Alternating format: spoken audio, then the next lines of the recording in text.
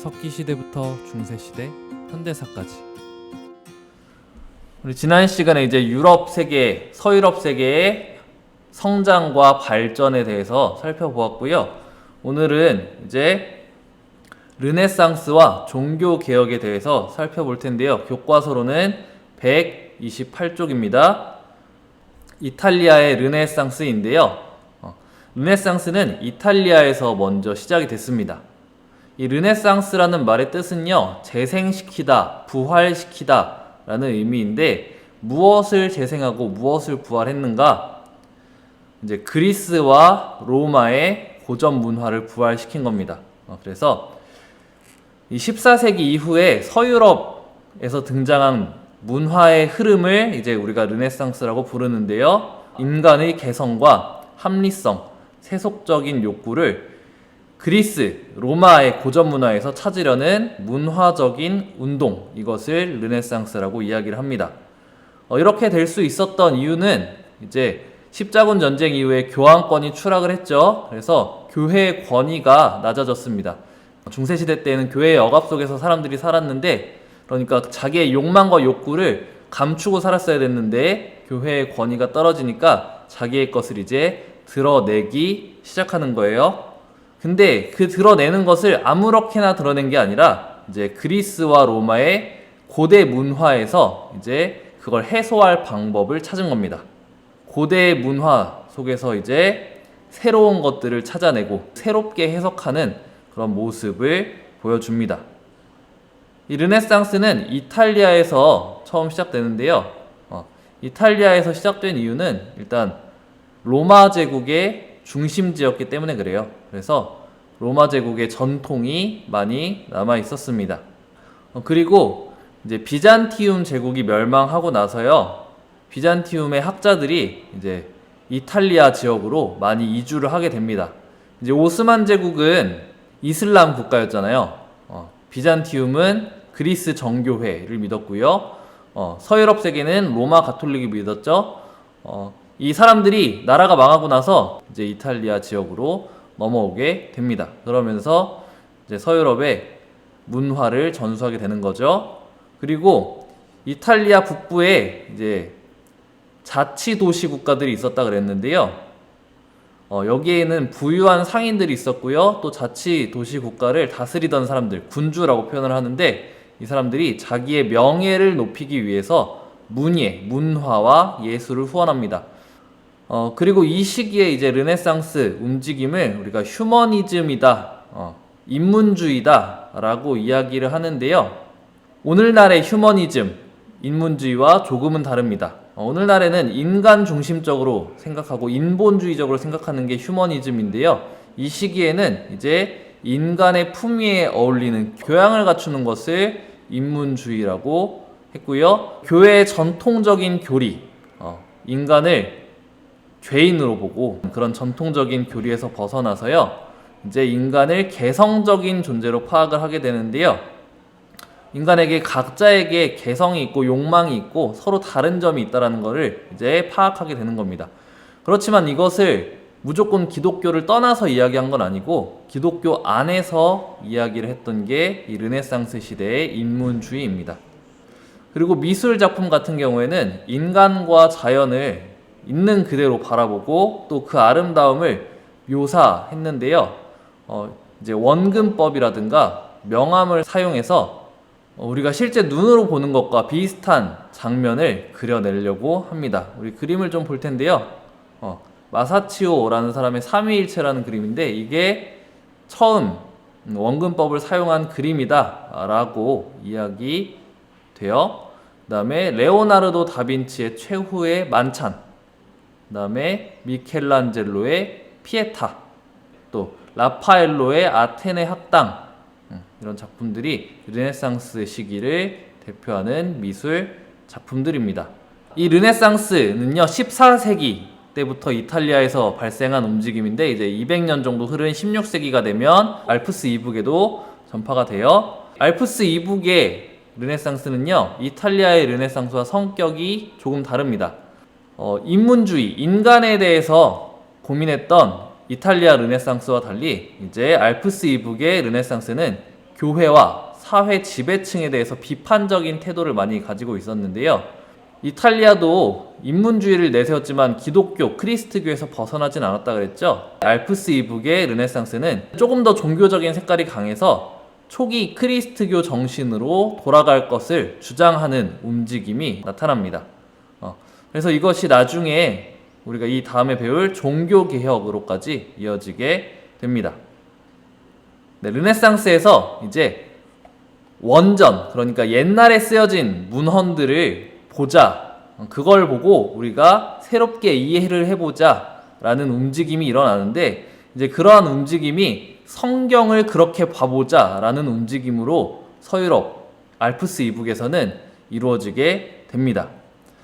그리고 이 시기에 이제 모국어로 쓴 문학이 발달을 하게 되는데요. 영국에서는 영어로, 독일에서는 독일어로, 자기 나라 언어로 쓴 문학이 발달하기 시작합니다. 기존에는 라틴어를 주로 사용을 했는데요. 이거는 이제 성직자들 정도만 혹은 지식인 정도만 알고 있던 글자라고 해요. 근데 이제 보통 사람들도 읽고 쓸 수 있는 모국어로 글을 쓰게 됩니다. 그리고 르네상스 정신, 새롭게 보려고 하고 또 어떤 인간적인 욕망과 욕구들을 해소하려는 그런 움직임에서 이제 과학기술이 발달하기 시작합니다. 그래서 자연을 세밀하게 관찰하고 탐구하면서 새로운 것들을 찾으려고 했고요. 이제 중세적인 우주관, 지구는 가만히 있고 하늘, 우주가 돈다라고 하는 천동설을 바꾸는데 공헌을 한 코페르니쿠스의 지동설 같은 것이 이 시기에 등장을 합니다. 르네상스와 직접적 연관이 좀 적을 수도 있지만 중국에서 화약과 나침반이 전래가 됩니다. 그러면서 이 화약이 봉건 기사들의 몰락을 촉진하게 되죠. 우리 이거는 지난 시간에도 이야기했습니다. 그래서 봉건 기사들이, 귀족들이 혹은 제후들이 이제 왕의 권위에 기대어서 왕의 신하로서 있었다라는 이야기를 했습니다. 그 다음에 나침반이 이제 전래가 되면서 원거리 항해를 할 수 있게 되는데요. 그러면서 유럽 세계가 팽창하게 되죠. 이것도 나중에 대항해 시대를 우리가 함께 배워볼 겁니다. 그래서 이 르네상스는요, 이제 중세 크리스트교 그 종교성의 그런 사회 풍토 속에서 이제 해방시킨 운동으로서 이해가 되고 있는데요. 그래서 중세를, 르네상스 이전을 암흑기다 라고 표현을 하는 사람들도 많이 있습니다. 문화적으로 많이 침체되어 있었다라는 의미예요. 자, 그런데 르네상스를 계기로서 이제 문화적으로 눈이 뜨이고 개방적으로 열리게 되면서 이제 새로운 시대, 근대로 발전하게 되었다라고 이야기를 합니다. 그렇지만 이제 중세 시대 때 이미 르네상스적인 요소들, 그러니까 새로운 것에 대해서 탐구하고 관찰하고 욕망을 드러내려 하는 움직임들이 이미 있었다라고 이야기하면서 중세가 암흑기가 아니다, 다만 발전이 좀 더뎠을 뿐이다 라고 이야기하는 사람들도 물론 있습니다. 네, 다음은 이제 종교개혁과 종교전쟁인데요.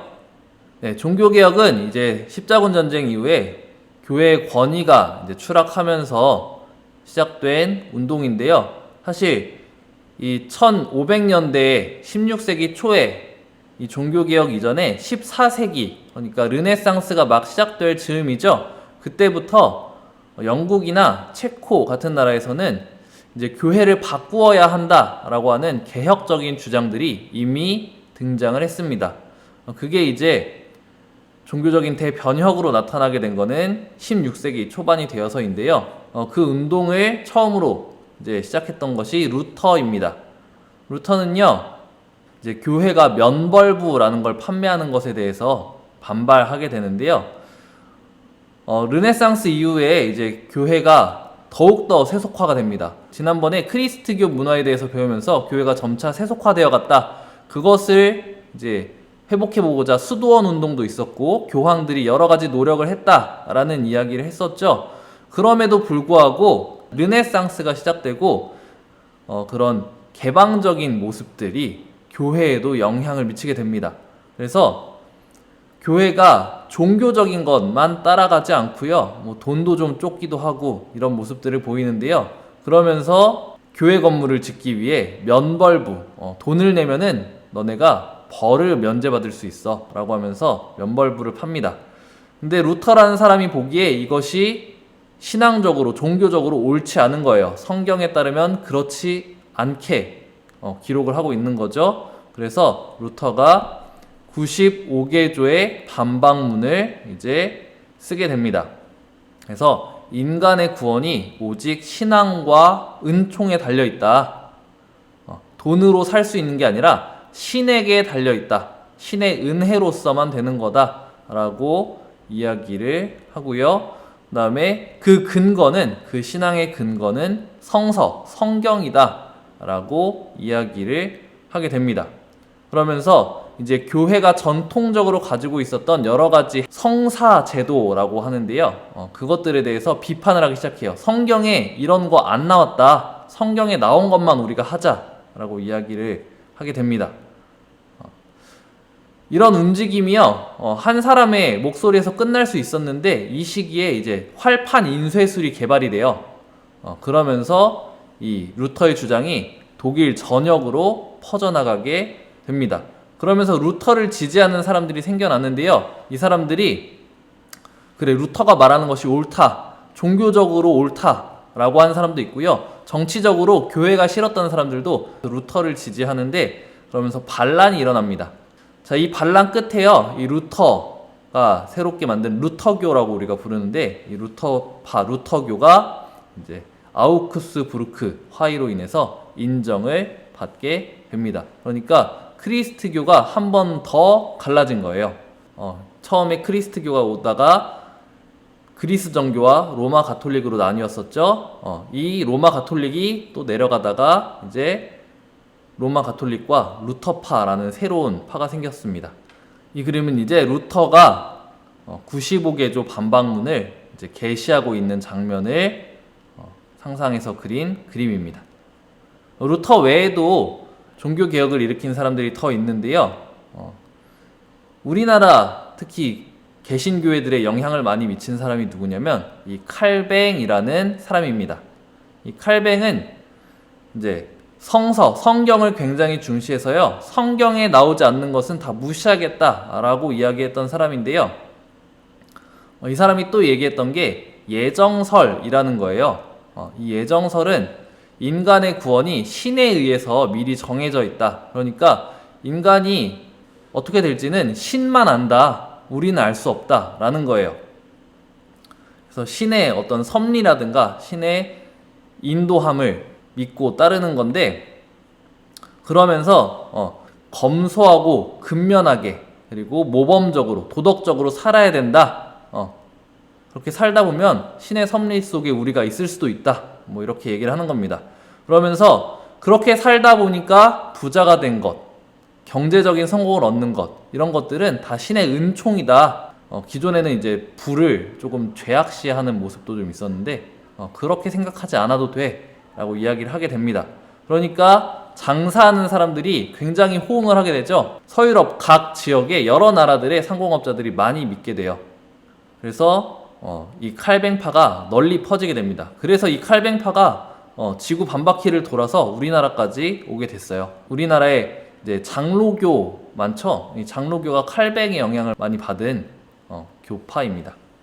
그리고 이 칼뱅이 이야기했던 것 중에, 자, 종교적 이념에 따라서 권력에 저항할 수 있다라는 이야기까지 하게 됩니다. 가톨릭 그거 뭔가 잘못된 거야. 그러니까 우리는 바른 거를 믿어야 돼. 그러면은 국가와 좀 충돌할 수도 있겠네. 그거 조금 감수할 수 있어. 저항할 수 있어. 라는 이야기를 하게 됩니다. 그 다음에 로마 가톨릭 교회는 가만히 있을 순 없죠. 로마 가톨릭에서 이제 칼뱅파, 루터파 이렇게 갈라져 나갔으니까 우리 세력을 지켜야겠다라고 해서 트리엔트 공의회라는 걸 엽니다. 거기서 이제 교황의 권위 그리고 교리를 재확인하는데요. 그러니까 우리가 그동안 하던 것들이 틀리지 않았다, 우리가 옳다 라고 선언을 합니다. 우리가 맞고 저 루터파, 칼뱅파가 틀린 거야 라고 선언을 하게 되고요. 그리고 잘못된 모습들, 세속적인 모습들에 대해서 그건 우리가 좀 반성을 해야 돼 라고 하면서 폐단을 고치려고 이제 노력을 하게 됩니다. 그리고 이 로마 가톨릭 교회를 보호하려고 한 세력이 있는데요. 예수회라는 단체고요. 가톨릭 교회를 옹호하는 활동을 했고요. 거기에 더해서 전 세계에 가톨릭을 선교하는 일까지 하게 됩니다. 그래서 이 사람들이 우리 중국 배울 때 중국의 가톨릭 선교사들 왔다 그랬죠. 마테오 리치, 아담 샬, 예수의 선교사들이었습니다. 크리스트교 세계가 로마 가톨릭과 루터파, 칼뱅파 이렇게 나뉘었죠. 그렇지만 같은 크리스트교라는 큰 범주 안에 있는 거예요. 그렇지만 싸웁니다. 서로의 다름을 인정하지 못하고 우리 신념 지키기 위해서 싸우는 것 한번 살펴봤었죠. 종교 전쟁이 벌어지게 되는데요. 구교와 신교. 구교는 로마 가톨릭이고요. 신교는 새롭게 등장한 칼뱅파와 루터파를 의미하는 거예요. 그래서 이들이 전쟁을 합니다. 둘 사이의 대립이 확대되면서 실제 충돌하게 되고요. 그렇지만 이 종교 전쟁은요, 종교끼리만 싸운 게 또 아니에요. 종교끼리 싸우는데 정치적인 이해관계 이런 것에 따라서 이제 로마 가톨릭을 믿는데 루터파에 붙는 그런 나라들도 종종 있습니다. 제일 큰 종교 전쟁이 이제 30년 전쟁인데요. 이 30년 전쟁이 끝나면서 베스트팔렌 조약이라는 걸 맺습니다. 이 베스트팔렌 조약으로 이제 유럽의 종교적인 평화가 찾아오게 되는데요. 이 베스트팔렌 조약에서 사람들은 자기가 믿고 싶은 종교를 자기가 선택할 수 있다. 이제 사람들에게 종교의 자유가 생긴 거죠. 자, 이렇게 종교 전쟁이 있었는데 이 혼란한 상황 속에서요, 종교가 담당하던 일들을 이제 국가가 많이 가지고 오게 돼요. 어떤 것들이냐? 교육이라든가 혹은 가난한 사람들을 구제하는 일, 이런 것들이 교회가 주로 하던 일이었는데 교회가 갈라지면서 국가가 이 일들을 가지고 오게 됩니다. 우리가 이렇게 쭉 살펴봤는데요. 마지막으로 질문은요. 이제 르네상스와 종교개혁이 이후 유럽의 발전에 어떤 영향을 미치게 되었을지 구체적으로 한번 생각을 해보았으면 좋겠습니다. 어떤 분야에 영향을 미쳤을 것 같다. 이런 식으로 조금 이야기를 해보았으면, 생각을 해보았으면 좋겠습니다.